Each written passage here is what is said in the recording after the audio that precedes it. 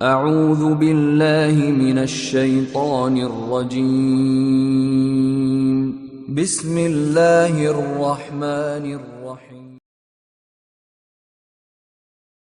إن الحمد لله نحمده ونستعينه ونستغفره ونعوذ بالله من شرور أنفسنا ومن سيئات أعمالنا من يهده الله فلا مضل له ومن يضلله فلا هادي له أشهد أن لا إله إلا الله وحده لا شريك له وأشهد أن محمدا عبده ورسوله أما بعد اللهم صل على محمد وعلى آل محمد كما صليت على إبراهيم وعلى آل إبراهيم إنك حميد مجيد اللهم بارك على محمد وعلى آل محمد كما باركت على إبراهيم وعلى آل إبراهيم إنك حميد مجيد يا أيها الذين آمنوا اتقوا الله حق تقاته ولا تموتن إلا وأنتم مسلمون يا أيها الذين آمنوا اتقوا الله وقولوا قولا سديدا يصلح لكم أعمالكم ويغفر لكم ذنوبكم ومن يطع الله ورسوله فقد فاز فوزا عظيما يا أيها الناس اتقوا ربكم الذي خلقكم من نفس واحدة وخلق منها زوجها وبث منهما رجالا كثيرا ونساء واتقوا الله الذي تساءلون به والأرحام إن الله كان عليكم رقيبا فإن أصدق الحديث كتاب الله وخير الهدي هدي محمد صلى الله عليه وسلم وشر الأمور محدثاتها وكل محدثة بدعة وكل بدعة ضلالة وكل ضلالة في النار அளவற்ற அருளாளன் நிகரில்லா அன்பாளன் எல்லா புகழும் அல்லாஹ் ஒருவனுக்கே உரித்தாவதாக. ஸலவாத்தும் சலாமும் நபிகளார் ஸல்லல்லாஹு அலைஹி வஸல்லம் அவர்கள் மீதும் அவர்களை பின்பற்றுகின்ற அனைவர் மீதும் உண்டாவதாக. வார்த்தைகளில் சிறந்த வார்த்தை அல்லாஹ்வுடைய வேத வார்த்தையாகிய திருமறை குர்ஆன் என்றும், வழிகாட்டுதல்களில் மிகச்சிறந்த நேரான நேர்த்தியான வழிகாட்டுதல் நபிகளார் ஸல்லல்லாஹு அலைஹி வஸல்லம் அவருடைய வழிகாட்டுதல் என்றும், காரியங்கள் எல்லாம் மகா கெட்டது, மார்க்கத்தில் நூதன அனுஷ்டானங்களை உண்டாக்குவது, அந்நூதன அனுஷ்டானங்கள் அனைத்தும் வழிகேடு அனைத்தும் நாளை மறுமை நாளிலே சுட்டரிக்கும் நரகத்தின்பால் கொண்டு போய் சேர்க்கும் என்ற இச்செய்தியை அல்லாஹுடைய இல்லமாகிய இந்த மஸ்ஜிதிலே அல்லாஹ் கடமையாக்கிய ஜும்ஆவுடைய தினத்தை நிறைவேற்ற வந்திருக்கும் அல்லாஹ் நல்லடியார்களே, முதற்கண் எனக்கும் அப்பால் உங்களுக்கும் நினைவுபடுத்திக் கொள்கிறேன். இன்றைய குத்துபாவினுடைய தலைப்பாக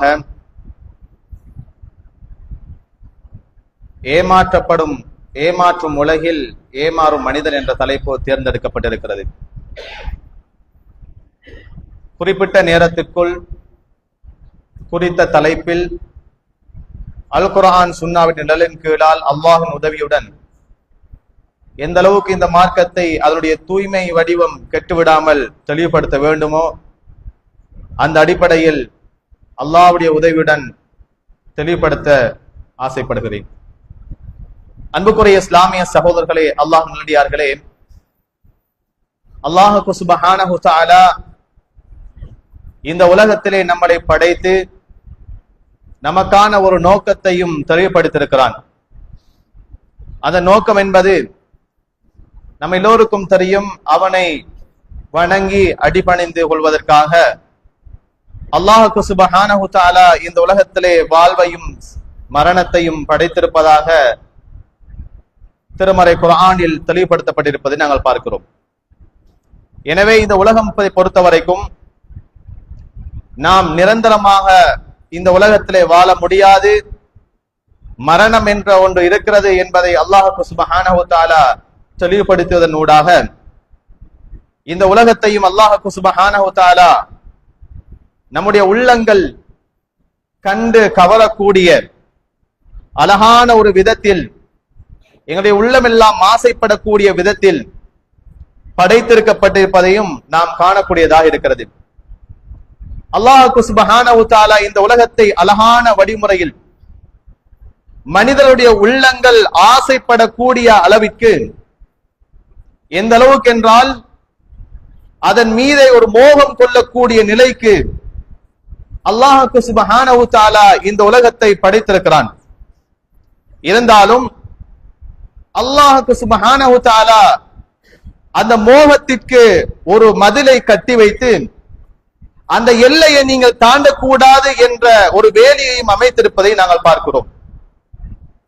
இந்த உலகம், இந்த உலகத்தில் இருக்கக்கூடிய அலங்காரங்கள், இந்த உலகத்தை மீது மோகம் கொள்ளக்கூடிய எம்முடைய உள்ளங்கள் எல்லாம் ஒரு லிமிட்டை தாண்டி நீங்கள் செல்லக்கூடாது என்ற வரையறையை இஸ்லாம் நமக்கு காட்டி தந்திருப்பதை பார்க்கிறோம். அந்த எல்லையை தாண்டி நீங்கள் சென்று விட்டால் இந்த உலகம் உங்களை ஏமாற்றி விட்டது என்பதை நீங்கள் நினைத்துக் கொள்ளுங்கள் என்பதாக திருமறை குர்ஆனில் பல இடங்களில் அல்லாஹ் சுப்ஹானஹு தஆலா மக்களுக்கு புரியும் வண்ணம் உதாரணங்கள் காண்பித்து கூட அல்லாஹ் சுப்ஹானஹு தஆலா தெளிவுபடுத்தியிருப்பதை நாங்கள் பார்க்கிறோம். அன்புக்குரிய இஸ்லாமிய சகோதரர்களே, உலகில் வாழுகின்ற சந்தர்ப்பத்தில் யாருக்கும் ஏமாந்து போக வேண்டும் என்ற ஆசை இருக்க மாட்டாது. ஏமாற்றம் அடையக்கூடிய நியதியை நாம் யாரும் விரும்பாத நிலையில் தான் உலகத்தில் வாழ்ந்து கொண்டிருக்கிறோம். யாராவது கொடுக்கல் வாங்கலில் உலகியல் ரீதியாக அல்லது குடும்ப உறவுகளுக்கு மத்தியில், சகோதரர்களுக்கு மத்தியில், நண்பர்களுக்கு மத்தியில் இவன் ஏமாற்றுவான், இந்த காரியம் ஏமாற்றக்கூடிய விடயம், இந்த வியாபாரத்தின் மூலமாக நான் ஏமாற்றம் அடைந்து விடுவேன் என்றது தெரிந்துவிட்டால் யாரும் அதற்கு அடுத்த காலடி வைக்க மாட்டார்கள். ஏன்? ஒவ்வொரு மனிதனும் ஏமாற்றம் அடைவதை வெறுக்கக்கூடியவர்களாக நாம் இருக்கிறோம். ஆனால் இது எங்களுடைய உலக வாழ்க்கையில் பொருளாதாரத்தை சம்பாதிக்கின்ற விடயத்தில், ஏனைய விடயங்களில் கவனம் எடுக்கின்ற நாம் உலகியல் ரீதியாக உலகத்தோடு சம்பந்தப்பட்ட விடயங்களில் நாம் இவ்வாறான கவனங்கள் எடுப்பது மிக குறைவாகவே இருக்கிறது. அன்புக்குரிய இஸ்லாமிய சகோதரர்களே, அல்லாஹ்வின் நல்லடியார்களே, அல்லாஹ் சுப்ஹானஹு தஆலா இந்த உலகத்திலே ஒரு மனிதனை வாழ வைத்துவிட்டு, நீ இந்த உலகத்தின் மூலமாக ஏமாற்றம் அடைந்து மறுமையில் தோல்வி அடைந்து விடக் கூடாது என்பதற்காக வேண்டி நபிமார்களையும் அவர்களோடு வேதங்களையும் இறக்கி வைத்து நமக்கு வழிகாட்டல்களை காண்பித்திருக்கிறான். அல்லாஹ் சுப்ஹானஹு தஆலா சொல்லக்கூடிய ஒரு வசனம், யௌம லா யன்ஃபஉ மாலுன் வலா பனூனுன், நாளை மறுமை நாளிலே யாருடைய சொத்து செல்வங்களும் எவர்களுடைய குழந்தை செல்வங்களும் பயனளிக்க முடியாத அந்த நாளில் யார் ஒருவர்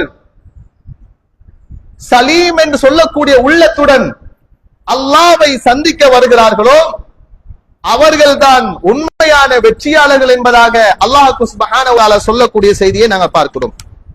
எனவே சலீம் என்று சொல்லக்கூடிய உள்ளம் என்னிடத்திலும் உங்களிடத்திலும் இருக்கிறதா என்று சற்று சிந்தனை செய்து பார்க்க வேண்டும். என்னுடைய உள்ளம் ஈடேற்றம் அடைந்த உள்ளமாக இருக்கிறதா? அப்படி ஈடேற்றம் அடைந்த உள்ளம் என்றால் என்ன என்பதை இந்த குர்ஆனுக்கு விளக்கம் சொல்லக்கூடிய பல முஃபஸ்ஸிரீன்கள் பலவிதமான அதற்கு விளக்கங்கள் சொல்லக்கூடிய நிலையில் நாங்கள் பார்க்கிறோம். ஒரு சிலர் இணை வைப்பிலிருந்து அவருடைய உள்ளம் தூய்மையாக இருக்க வேண்டும் என்று சொல்கிறார்கள். இன்னும் சிலர் அவர்கள் கஞ்சத்தனத்திலிருந்து, முனாஃபிக் தனத்திலிருந்து,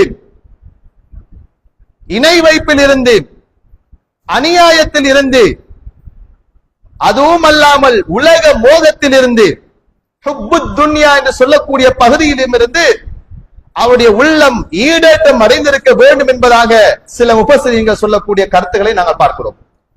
அன்புக்குரிய இஸ்லாமிய சகோதரர்களே, அல்லாஹ்வின் நல்லடியார்களே, ஒரு பக்கம் என்னுடைய உள்ளம் தூய்மை அடையக்கூடிய சலீம் என்று சொல்லக்கூடிய பகுதிக்குள் வந்துவிட்டால் அடுத்த பகுதி உலகத்தின் மீது இருக்கக்கூடிய மோகமும் உலகத்தின் மீது இருக்கக்கூடிய பற்றும் எம்மிடத்தில் அளவோடு இருக்க வேண்டும் என்ற வரையறை இஸ்லாம் விதித்திருக்கிறது. அல்லாஹ் தஆலா சொல்லி காண்பிக்கிறான், வதத்தகிதுன மசானிஅ லஅல்லகும் தஹ்லுதூன், நீங்கள் வீடுகளை கட்டுகிறீர்கள் மாளிகைகளை கட்டுகிறீர்கள். இந்த மாளிகைகள் வீடுகள் கட்டுகின்ற விதத்தை பார்க்கின்ற பொழுது லஅல்லக்கும் தஹ்லுதூன், இந்த உலகத்திலே நீங்கள் நிரந்தரமாகவே வாழ வந்திருக்கிறோம் என்ற எண்ணத்தில்களா கட்டுகிறீர்கள் என்று அல்லாஹ் தஆலா கேட்கிறான். உங்களுடைய வீடுகள் கட்டுமானங்கள், உங்களுடைய பொருளாதார சம்பாத்தியங்கள், இவைகள் எல்லாம் பார்க்கின்ற பொழுது இந்த உலகத்திலே நான் நிரந்தரமாகத்தான் வாழ வந்திருக்கிறேன் என்ற எண்ணத்தோடு அவைகள் எல்லாம் செயற்படுவதாக அல்லாஹ் சுப்ஹானஹு வ தஆலா எமக்கு எச்சரிக்கை விடுக்கக்கூடிய விதத்தை நாங்கள் பார்க்கிறோம். அன்புக்குரிய இஸ்லாமிய சகோதரர்களை, அல்லாஹ் நடிகார்களே, ஒரு பொருளை நாம் வாங்குகிறோம் என்றிருந்தால் அந்த பொருளினுடைய தன்மையை பற்றி நாங்கள் விலை வைத்திருப்போம். எவ்வளவு காலத்துக்கு பயன்படுத்தப்படும், எவ்வளவு காலம் வேலை செய்யும், இது எந்த தரத்துடைய நிலையில் இருக்கிறது என்பன போன்ற விடயங்களை நாங்கள் அறிந்து வைத்திருக்கிறோம். ஆனால் உலகத்தில் வாழக்கூடிய நாம் இந்த உலகத்தினுடைய தன்மையை பற்றி சரியாக புரிந்து கொள்ள வேண்டும். அப்படி புரியும் பட்சத்தில் தான் உலகத்தின் மீது உள்ள மோகத்தின் மூலமாக எம்மை எல்லை மீறி நாங்கள் அல்லாஹ்வுடைய தியானத்தில் இருந்து, அல்லாஹ்வுக்கு செய்ய வேண்டிய கடமைகளில் இருந்து, அல்லாஹ்வுடைய நினைவுபடுத்துகின்ற விடயத்திலிருந்து நம்மை தூரமாக்காது என்பதை புரிந்து கொள்ள வேண்டும். சஹாபாக்கள் ரசூல் ஸல்லல்லாஹு அலைஹி வஸல்லம் அவர்கள் இந்த உலகத்தின் மீது இருக்க மோகத்தை அவர்கள் அடைந்துவிடக் கூடாது என்பதற்காக வேண்டி பலவிதமான உதாரணங்களை காண்பிக்கிறார்கள். ரசூல் ஸல்லல்லாஹு அலைஹி வஸல்லம் அவர்கள் மதீனாவுடைய புறநகர் பகுதியிலே கடந்து செல்கிறார்கள். செல்லுகின்ற பொழுது அங்கே சில மனிதர்கள் இருக்கிறார்கள். அங்கே ரசூல் ஸல்லல்லாஹு அலைஹி வஸல்லம் செத்த ஆட்டுடனுடைய அந்த ஆடு எப்படி என்றால் அவனுடைய காது சிறுத்த நிலையில் இருக்கிறது. இப்படியான ஒரு ஆட்டை கடந்து செல்கின்ற பொழுதும் அந்த காது சிறுத்த அந்த ஆட்டினுடைய காதை பிடித்துக் கொண்டும் யாராவது ஒரு திர்ஹமத்துக்காவது இந்த ஆட்டை நீங்க வாங்குவீர்களா என்று கேட்டார்கள். அந்த இடத்தில் இந்த சஹாபாக்கள் சொல்கிறார்கள், யா ரசூலல்லாஹ், இந்த ஆடு செத்து விட்டது, இதை யாராவது வாங்குவார்களா என்று சஹாபாக்கள் கேட்கிறார்கள். பிறகும் ரசூல் ஸல்லல்லாஹு அலைஹி வஸல்லம் சொல்கிறார்கள், யாராவது இந்த ஆட்டை சொந்தமாக்கிக் கொள்ள விரும்புவீர்களா என்று கேட்ட நேரத்தில் சஹாபாக்கள் சொன்னார்கள், உயிரோடு இந்த ஆடு இருந்து அவருடைய காது சிறுத்த நிலையில் ஊனமுற்ற நிலையில் இருப்பதனால் யாரும் இதை வைத்திருக்க விரும்ப மாட்டார்கள் என்று சஹாபாக்கள் சொன்ன நேரத்தில் ரசூல் ஸல்லல்லாஹு அலைஹி வஸல்லம் அவர் சொன்னார்கள், இதுபோல்தான் இந்த உலகம், இந்த உலகம் இதைவிடவும் அற்பமானது என்பதை சஹாபாக்களுக்கு ரசூல் ஸல்லல்லாஹு அலைஹி வஸல்லம் உணர்த்துகிறார்கள். எனவே இந்த உலகத்தினுடைய அலங்காரங்கள், இந்த உலகத்தினுடைய இன்பங்கள் எல்லாம் ஒரு செத்த ஆட்டினுடைய பெருமதிக்கு கூட கிடையாது என்பதை சஹாபாக்களுக்கு ரசூல் ஸல்லல்லாஹு அலைஹி வஸல்லம் தெளிவுபடுத்துகிறார் என்றிருந்தால் இதன் காரணத்தை நாங்கள் சரியாக புரிந்து கொள்ள வேண்டும். உலகத்தின் இன்பங்களில் நாங்கள் மூழ்கிக் கொண்டும், உலகத்தினுடைய ஆபாபாசங்களில் மூழ்கிக் கொண்டும் நாம் மறுமையை மறந்த நிலையில் வாழ்ந்துவிடக் கூடாது என்பதற்காக வேண்டி இந்த உலகத்தினுடைய பெருமதியை ரசூல் ஸல்லல்லாஹு அலைஹி வஸல்லம் அவர்கள் செத்த ஆட்டுக்கு ஒப்பிடக்கூடிய நிலையில் பார்க்கிறோம். அதே நேரத்தில் நபிகளார் ஸல்லல்லாஹு அலைஹி வஸல்லம் அவர்கள் சொன்னார்கள், லவ் கானத்தித் துன்யா தஅதிலு இன்தல்லாஹி ஜனாஹ பஊதா, இந்த உலகம் என்பது ஒரு கொசுவினுடைய இறக்கைக்கு கூட, இந்த உலகம் என்பது ஒரு கொசுவினுடைய இறக்கைக்கு கூட சமனாக இருக்குமா இருந்தால், பெருமதியாக இருக்குமா இருந்தால், மா சகா காஃபிரன் ஷுர்பத மின் மா, அல்லாஹ் சுப்ஹானஹு வ தஆலா அவனை நிராகரிக்க கூடியவர்களுக்கு, அவனுடைய வசனங்களை நிராகரிக்க கூடியவர்களுக்கு, அவனுக்கு எதிராக நிற்கக்கூடியவர்களுக்கு ஒரு சொட்டு தண்ணீரை கூட கொடுக்க மாட்டான். ஏன்? இந்த உலகத்திலே அல்லாஹ்வை நிராகரிக்க கூடியவர்கள் நிம்மதியாக வாழ்கிறார்கள், அல்லாஹ்வை ஏற்றுக்கொண்டவர்களும் நிம்மதியாக வாழ்கிறார்கள். அல்லாஹ்வை நிராகரித்து அவனுடைய வசனங்களை புறக்கணித்து மார்க்கத்தை உதாசீனப்படுத்தி திரியக்கூடிய காபிர்கள் என்ற வட்டம் இருந்தாலும் முஸ்லிம் என்ற பெயர் தாங்கிகள் கூட இன்றைக்கு மார்க்கத்தை புறக்கணிக்கக்கூடிய சிந்தனையை நாங்கள் பார்க்கிறோம். அவர்களுக்கும் அல்லாஹ் தஆலா 3 நேரம் சாப்பாடை கொடுக்கிறானா இல்லையா? அவர்களையும் நிம்மதியாக வாழ வைக்கிறானா இல்லையா? காரணம் என்ன தெரியுமா? இந்த உலகத்தில் யார் வேண்டுமானால் நிம்மதியாக வாழ்ந்து போகலாம். ஏன்? இந்த உலகம் என்பது அல்லாஹ்விடத்தில் ஒரு ஈனுடைய இறக்கைக்கு கூட பெருமதி கிடையாது என்பதாக இந்த உலகத்தினுடைய பெருமதியை பற்றி ரசூல் ஸல்லல்லாஹு அலைஹி வஸல்லம் அவர்கள் சொல்லக்கூடிய செய்தியை நாங்கள் பார்க்கிறோம். அன்புக்குரிய இஸ்லாமிய சகோதரர்களே, அல்லாஹ்வின் அடியார்களே, இது மாத்திரம் ஒரே ஒரு அல்லது இரண்டு உதாரணங்களோடு ரசூலுல்லாஹ் நிறுத்திவிடவில்லை. இன்னும் சஹாபாக்கள் உள்ளத்தை தூய்மைப்படுத்தி இன்னும் பல உதாரணங்களை ரசூல் ஸல்லல்லாஹு அலைஹி வஸல்லம் காண்பிக்கிறார்கள். அடுத்ததாக பாருங்கள், முஸ்தௌரித் சொல்லக்கூடிய சஹாபி சொல்கிறார், வல்லாஹி மத்துன்யா ஃபில் ஆகிரா, மறுமையை விட இந்த உலகத்தை ஒப்பிடுகின்ற பொழுதும் எந்த அளவுக்கு என்றால், இல்லா மிஸ்லு மா யஜ்அலு அஹதுக்கும் இஸ்பஹு ஹாதிஹி ஃபில் யம், இந்த கடலிலே இந்த சமுத்திரத்திலே ஒருவர் விரலை விட்டு அந்த விரலை எடுக்கின்ற பொழுதும் அந்த விரலில் ஒட்டிருக்கக்கூடிய ஒரு சொட்டு தண்ணீருக்குத்தான் சமமானது என்பதாக அல்லாஹ்வின் தூதர் ஸல்லல்லாஹு அலைஹி வஸல்லம் சொல்கிறார்கள். அப்படி என்றிருந்தால் கடல் என்பது மறுமையை பற்றி அல்லாஹ்வின் தூதர் ஸல்லல்லாஹு அலைஹி வஸல்லம் உதாரணம் காண்பிக்கிறார்கள். அந்த மறுமையை விட அந்த சமுத்திரத்தை விட பெருமதி அற்றதாகத்தான் இந்த உலகம் இருக்கிறது. எனவே நீங்கள் இந்த உலகத்தினுடைய ஆபாசங்களுக்கு, இந்த உலகத்தினுடைய இன்பங்களுக்கு, இந்த உலகத்தினுடைய அந்த அழகுக்கு நீங்கள் மயங்கிவிடக் கூடாது என்பதாக அல்லாஹ்வின் தூதர் ஸல்லல்லாஹு அலைஹி வஸல்லம் சொல்லக்கூடிய நிலையில் பார்க்கிறோம். அதனால் தான் ரசூல் ஸல்லல்லாஹு அலைஹி வஸல்லம் சொன்னார்கள், அத்-துன்யா சிஜ்னுல் முஃமின் வ ஜன்னத்துல் காஃபிர், இந்த உலகம் என்பது ஒரு முஃமினுக்கு சிறைச்சாலை போன்று இருக்கும், ஒரு காவிருக்கு சுவர்க்கம் போன்று இருக்கும் என்பதாக அல்லாஹ்வின் தூதர் ஸல்லல்லாஹு அலைஹி வஸல்லம் சொன்னார்கள். அன்புக்குரிய இஸ்லாமிய சகோதரர்களே, அல்லாஹ்வின் அடியார்களே, இந்த உலகத்தின் மோகத்தின் காரணமாக எம் உள்ளத்திலே நயவஞ்ச தன்மை உருவாகின்றது, சகோதரர்களுக்கு மத்தியில் போட்டி உருவாகிறது, சொத்துகளில் பிரிவினைவாதம் உருவாகிறது, நயவஞ்சத்தன்மை உருவாகிறது, ஒருவருக்கொருவர் பொறாமை உருவாகிறது. ஒரு அடி காணிக்காக வேண்டி சகோதரனை கொண்ட வரலாறை இந்த இணையதளத்தில் பார்க்கலாம். ஒரு காணி துண்டில் நாங்கள் என்ன செய்ய போகிறோம்? அதை விட மறுமை நாங்கள் கொண்டு செல்ல முடியுமா? வைத்திய சாலையிலேயே ஒருவர் படுத்த படுக்கையில் இருக்கிறார், கோடிக்கணக்கான சொத்துக்களை வைத்திருக்கிறார், அவருடைய இதய துடிப்பு குறைந்து வருகிறது என்றிருந்தால் சற்று சிந்தனை செய்து பாருங்கள், அவருடைய சொத்து செல்வனுடைய நிலைமை என்ன? ரசூல் ஸல்லல்லாஹு அலைஹி வஸல்லம் அவர்கள் சொன்னார்கள், ஒரு வயோதிபருடைய கல்பு ஷைஹின், ஒரு வயோதிபருடைய உள்ளம் எப்படி தெரியுமா? அழகான உதாரணத்தை ரசூல் ஸல்லல்லாஹு அலைஹி சொல்கிறார்கள்.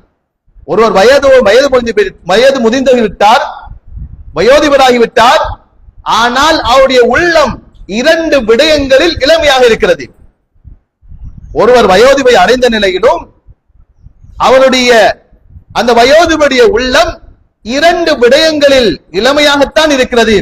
ஒன்று ரசூல் ஸல்லல்லாஹு அலைஹி வஸல்லம் சொன்னார்கள், ஹுப்புல் ஐஷ், ஒன்று நீண்ட காலம் வாழ வேண்டும் என்ற ஆசை, இன்னும் கொஞ்சம் வாழலாம் என்ற ஆசை ஒரு வயோதிபருக்கு இருந்து கொண்டே இதுதான் இருக்கும். அதுல எந்த குறைவும் ஏற்படாது. வல்மால், இன்னும் சொத்து செல்வங்கள், இந்த இரண்டு விடயத்திலும் தன்னுடைய வயது முதிர்ந்த நிலையில் அடைந்தாலும் தன்னுடைய உள்ளம் இந்த இரண்டு விடயங்களில் முதிர்ச்சி அடைவது கிடையாது. எப்பொழுதும் நான் இன்னும் கொஞ்சம் காலம் வாழ வேண்டும் ஆசைப்படுவான். தாம் எவ்வளவு தன்னிறைவடைந்த சொத்துகள் இருந்தாலும், தன்னுடைய பரம்பரைக்கு சொத்துகள் சேர்த்து வைத்தாலும், இன்னும் ஒரு புடி நாம் சம்பாதிக்க வேண்டும் என்ற அந்த சிந்தனையில் இந்த உலகத்திலே மனிதன் வாழ்ந்து கொண்டுதான் இருக்கிறான் என்பதாக அல்லாஹ்வின் தூதர் ஸல்லல்லாஹு அலைஹி வஸல்லம் சொன்னார்கள். அன்புக்குரிய இஸ்லாமிய சகோதரர்களே, அல்லாஹ்வின் அடியார்களே, சொத்துகள் சம்பாதிப்பது ஹராம் கிடையாது, நன்றாக வாழ்வது ஹராம் கிடையாது, நிம்மதியாக வாழ்வது இஸ்லாத்தில் தடுக்கப்பட்டது கிடையாது. ஆனால் இஸ்லாம் விதிக்கின்ற அந்த தடையை நாங்கள் புரிந்து கொள்ள வேண்டும். நீ உலகத்திலே ஹலாலான முறையில் எவ்வளவு வேண்டுமானாலும் சம்பாதிக்கலாம், ஹலாலான முறையில் எவ்வளவு வேண்டுமானாலும் நிம்மதியாக வாழலாம். ஆனால் உன்னுடைய சொத்து செல்வங்களும் உன்னுடைய வாழ்க்கையும் அல்லாஹ்வை மறந்த நிலையில் அமைந்துவிடக் கூடாது என்ற தடையை இஸ்லாம் விதித்திருப்பதை நாங்கள் பார்க்கிறோம்.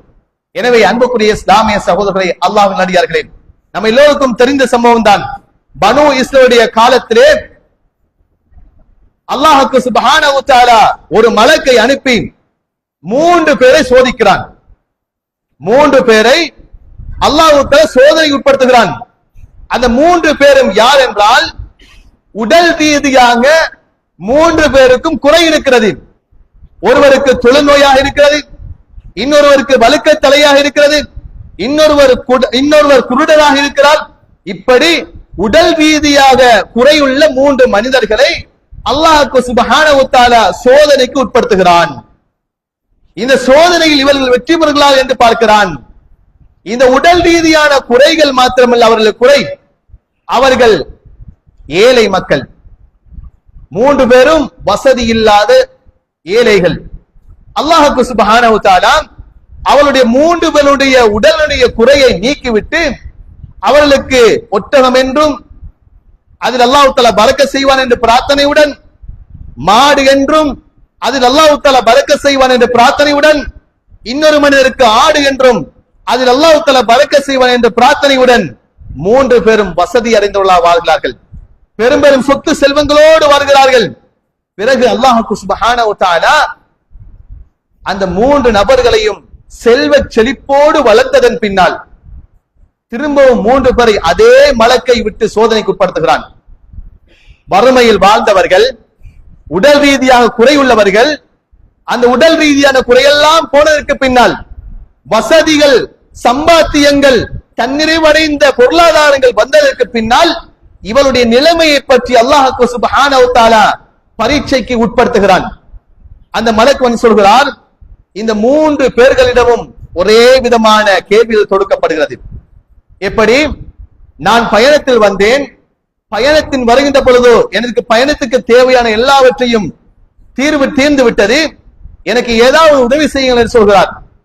சொன்ன நேரத்தில் யார் தொழுநோயாக இருந்தாரோ, யார் அதாவது மொட்டை தலையுடையவராக இருந்தாரோ, முடியற்றவராக நிலையில் இருந்தாரோ, இருவரும் சொன்ன பதில் என்ன தெரியுமா?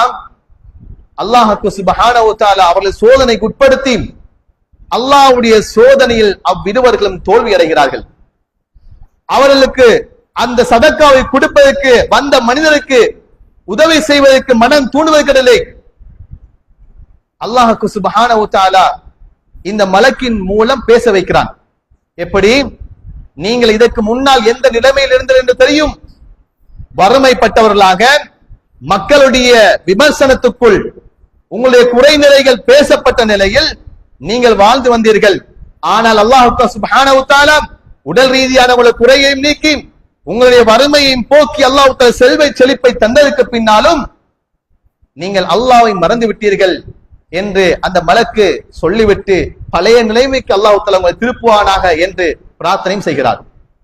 3வது மனிதர் கண் குருடரான மனிதர். அல்லாஹ் சுப்ஹானஹு வ தஆலா அவருக்கு பார்வையை கொடுக்கிறார். பார்வையை கொடுத்ததன் பின்னால் அவரிடத்திலே ஆடுகள், ஆட்டு மந்தைகள் தன்னிறைவு அடையக்கூடிய அளவுக்கு மிகவும் அதிகமாக பெருகிக் கொண்டே இருக்கிறது. அந்த மலக்கு வந்து சோதனை செய்கிறார். அதே போன்று முன்னால் கேட்ட இவரிடம் கேட்ட அதே கேள்வியை இவரிடம் கேட்கிறார்.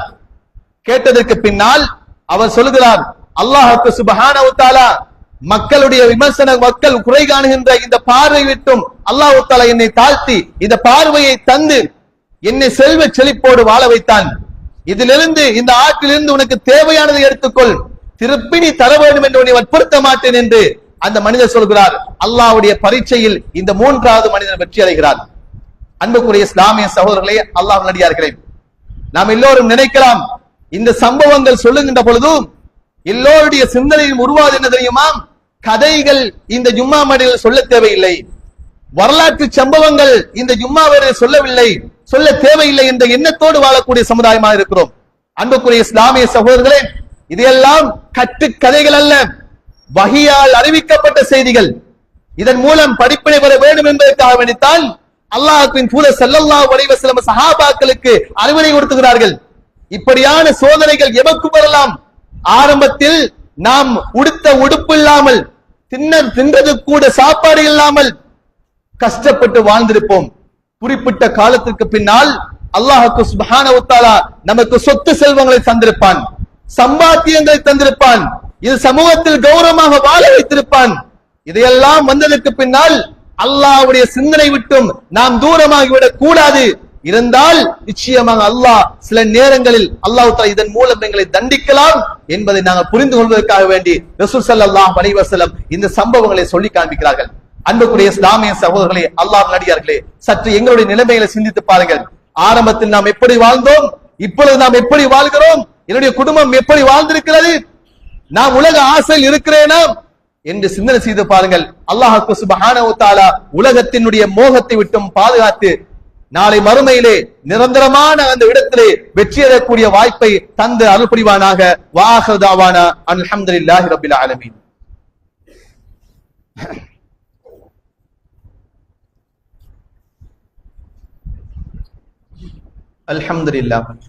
அல்ஹம்துலில்லாஹி அல்லதி ஹதானா லிஹாதா وما كنا لنهتدي لولا أن هدانا الله أشهد أن لا إله إلا الله وحده لا شريك له وأشهد أن محمدا عبده ورسوله أما بعد.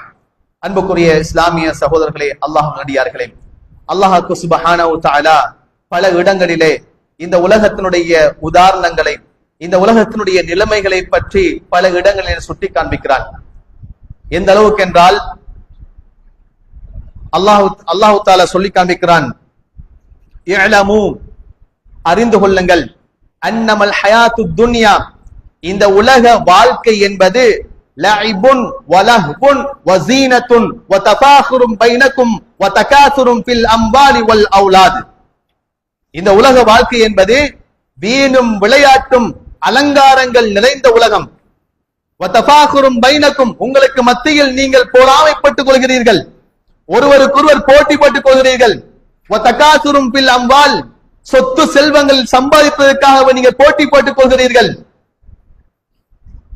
குழந்தைகளை வைத்து நீங்கள் பெருமை அடிக்கிறீர்கள். இதெல்லாம் இந்த உலகத்தினுடைய அலங்காரங்கள் என்பதாக அல்லாஹ்வின் தூதர் அல்லாஹ் தஆலா சொல்லி காண்பித்து சொல்கிறான். கமஸலி கைஸின் அஅஜபல் குஃபார் நபாத்து. இது எதுக்கு உதாரணம் தெரியுமா?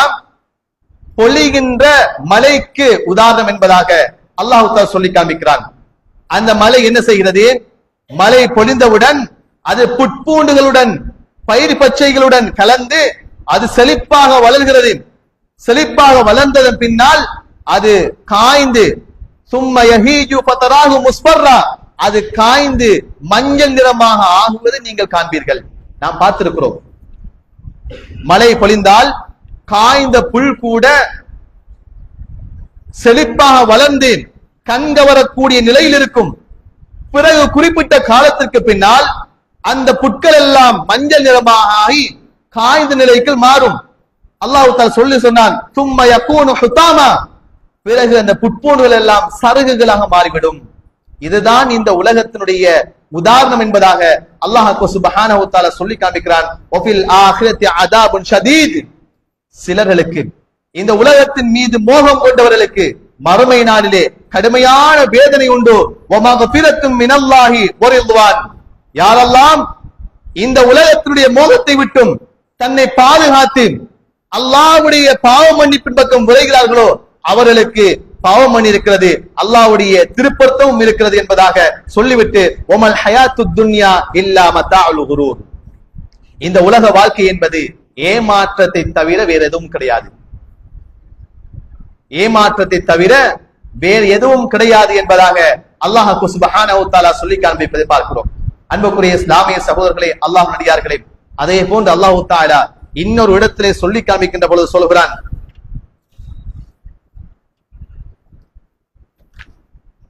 எப்படி தெரியுமா?